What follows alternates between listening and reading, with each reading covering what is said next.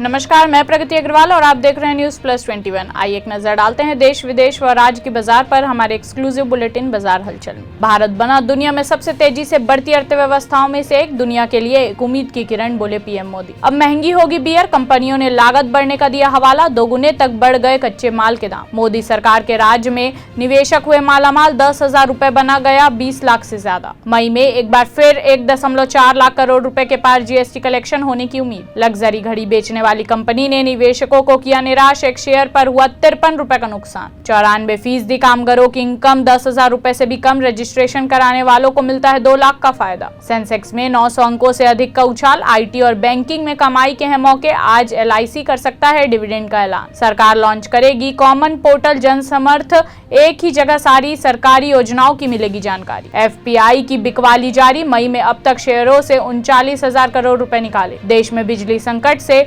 7 साल बाद कोयला इंपोर्ट करेगी कोल इंडिया, क्राइसिस से मिलेगी राहत। ऐसे ही तमाम जानकारी के लिए देखते रहिए न्यूज प्लस 21, आपके हक की बात।